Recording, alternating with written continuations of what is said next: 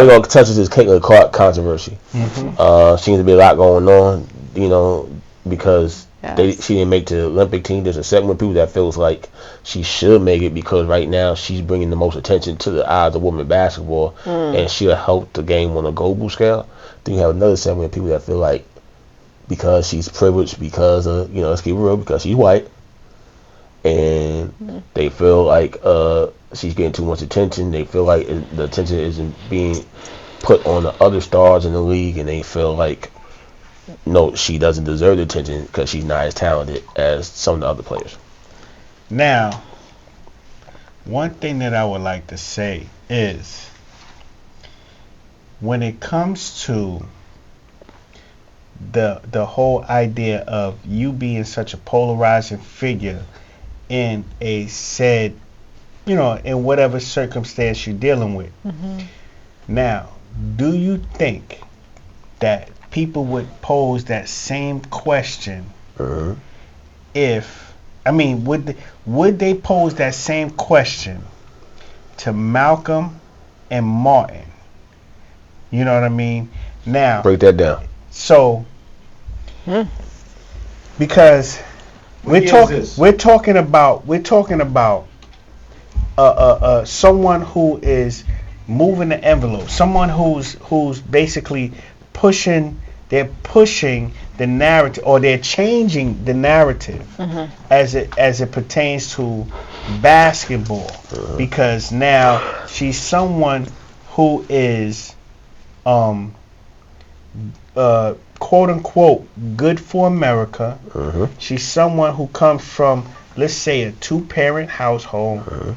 Middle of America. She's someone who is considered to be a wholesome product from Utah. That is different from the product that has been put out there the past 20 years. You know what I'm saying? We're not going to really get into all of the specifics of it, but the thing that I want to say is, like, because why are you going to judge her because she is who she is, and then on top of that, she can ball? You know what I'm saying? Well, here's the $1 million question. I had an outside discussion with my brother D, and he put some things in perspective. Hands down, she can ball. But what I'm gathering from the information is that, yes, she is marketed way more than the other her other counterparts, than what they were being marketed when they first came in, right? So that's where the jealousy is going to come in, because it's like, hey, when I first came in, y'all didn't market me this way. But then there's another perspective. The other perspective is that she's a brand, and money trumps. So she's bringing money into the stadium, or bringing money into these games way more than them because of this branding. Now, the branding could have came from them purposely doing it and marketing her so in such way, right? But when you look at her, she doesn't look like, as far as branding, she doesn't look like the average female basketball player. She doesn't have that. A lot of them, and there's nothing wrong with it, has this masculine appearance, right? She looks like she's a little girl from Iowa, Utah, that looks all-American girl, looks female, that happens to ball. Now, does the other players that came before her or came in with her play better than her? Perhaps. But because of the branding and because of her image, it's bringing in the people from the arena, and because it's attracting a broader audience. Right, she's just like that. Real, she's that you know, when you go viral. Yeah, she's just going viral for her image, let's keep and it so real. People are hating. That league is a league that's catered to the alternative lifestyle community. Oh, really? And we're not talking about them in a disparaging way, but there's only one set when it comes to sports. I would disagree on that. I would disagree. So are you WNBA, saying that? Now what happens is majority? Hold on. The majority of the women in there, are they part of the LGBT community? We don't know. We don't know because the bottom line is because they had that masculine appearance. No, I think most of them are. That doesn't mean that. But see, that's Layla Ali has that masculine appearance. But the whole point is he thinks that. Now, what I'm saying is, I know for a fact that there's certain people who would think that, you know what I'm saying. Let's look at Dawn Staley, who's the coach of South Carolina. Just one, one of many of. She getting the D. She getting the D and got a baby. She's involved. You know what I'm saying? She's, who she is. You know what I mean? Meaning what? She's who she is as far as having a man or a woman. Who would you take off the USA team? Honestly, we could talk two ways. If you're talking about marketability, talent-wise, she probably don't belong on the team. But market-wise, she should be on there. And if you just got her coming off the bench, I would take off Diana Taurasi. You've been there. You're 41, 42. You've been there like 8 freaking times. You know what I'm saying? Taurasi is 40-something years old? She's 42 years old. She got 5 gold medals. She could sit her ass down. But why should she? Why should that be the standard? Sit your ass down. That's the thing. Society wants to put people into a corner based off of their age or their sex or their gender.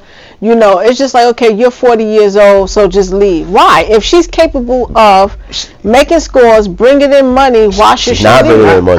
I wouldn't say now. Listen, time out.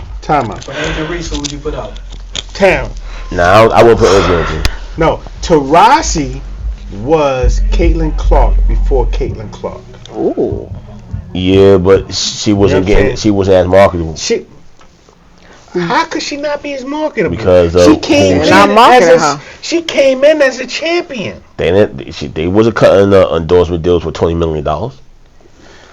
How do they decide? How do they decide who they want to market in such way? That's what I want to know.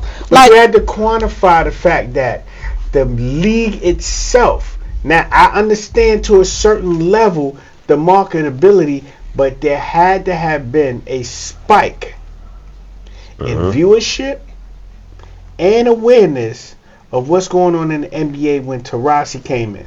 You know what I'm saying? Let's look at it like this. Let me Brittany Griner out.